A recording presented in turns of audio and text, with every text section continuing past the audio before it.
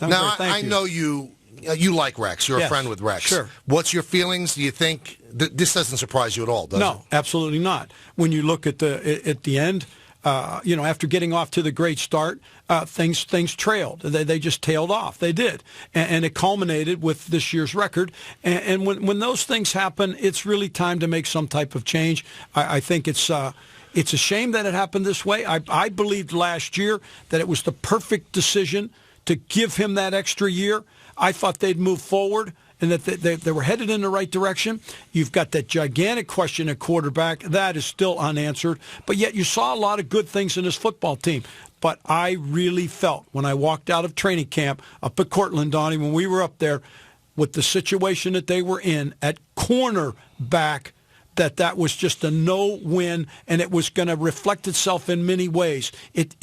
Rex based his defense off of that philosophy. It wasn't the same defense. When you're 31st in the league on third down, you can't get off the field. They just could not win the field position battle, either through defense or through special teams, and their offense is a control-type offense that, at best, is going to manage the ball as you're running it. And with that in mind, I wasn't the least bit surprised that they ended up where they ended up. This clearly was a personnel problem, and that's why John Idzik isn't here.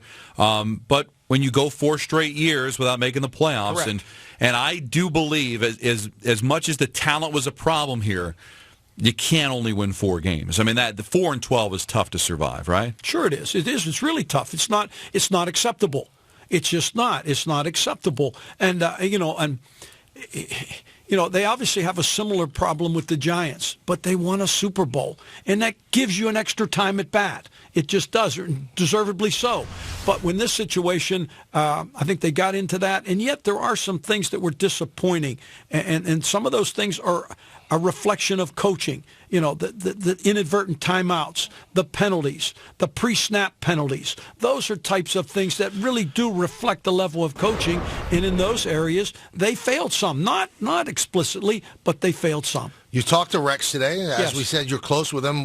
Was he surprised? Was he sad? What's he like today? Rex is, when I talked to him, and it was really, to be honest with you, he knew this was coming. He was prepared. And we didn't talk about his future. It wasn't that. Really, we talked about what he was he was very happy in a way of how the team responded yesterday. He was really pleased. He was excited about that. To be honest, we talked mostly about the game. We broke down the fake punt, because it was the type of thing that I had done years ago, and I talked about how they shifted to an unbalanced line, and they caught them, and we went into that. He also talked about looking across the field when Wallace was out of the game. And he said that really helped him. He said, I was in a matchup mess with Miami. Right. He said, that really helped me. He said, it gave me a foot up. So really it was more about those things and down the road, and we will get into that at another time. But, no, he was very positive and looking forward, and he was grateful for at least what happened yesterday. It's an unfair question for you, but I'll throw it out there because you know the man and you talk to the man. What do you think his biggest regret would be as he looks back at what happened? That's really a tough question to answer. I think possibly, this is just possibly, and maybe, Rex kind of had a vision of what he wanted. And the vision is not terribly unlike what you're seeing up in Seattle.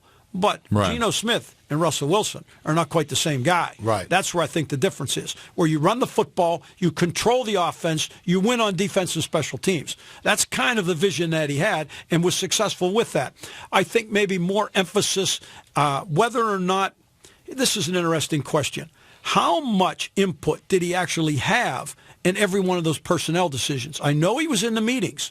If you don't like the corners, you better speak up.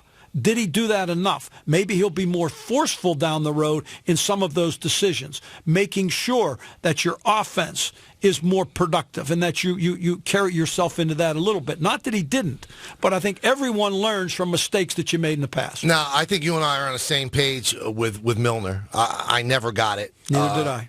But they had a lot invested in him and McDougal. If those two guys don't get hurt, is this a different season?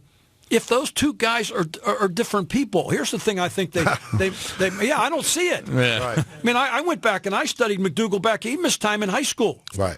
I went back and researched it. And when you come out of college with 5 surgeries, what makes you think for a second that this is going to be an injury problem? I like guys that are available. I'll go back to Miami with Troy Vincent and Patrick Surtain and Sam Madison. And when I was here at the Jets, of course, with Darrelle Revis and Camardi, I watched how they practiced. I saw those guys develop in practice. I was never around, in my 30 years as a coach, a practice player that practiced any harder than Darrelle Revis. Do you think if they had signed Revis to a free agent contract that Rex would still have a job today? I think he'd have a much better chance because that defense is predicated off of that. That would have given him a leg up.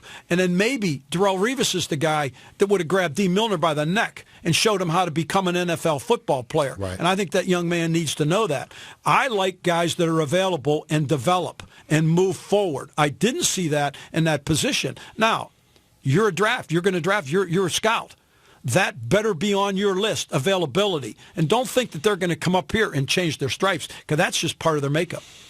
Mike Westhoff does a coach's corner in the second hour of the pregame every week, and his yesterday was articulated very well about the state of the Jets and his interest in the job in 2009. If you remember, we were at the Super Bowl, and you expressed to us then that you were interested in getting that job and felt you deserved that job.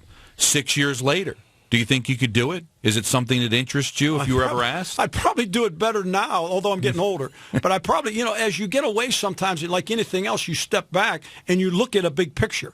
I look back at myself and I thought, there's things that I did that I think I did very, very well. And there's things maybe I didn't do as well, and I could have pushed myself forward some. Now, I had some health issues that I had to fight through that were pretty tough for me, being a cancer survivor and going through that. That wasn't easy for me. And so I probably could have prepared myself betterly. But now, sometimes as I sit back, and I've had to do on the air and publicly to look at the big picture, I think I do a better job of that now than I did back then. Because back then, trust me, I was focused on fourth down.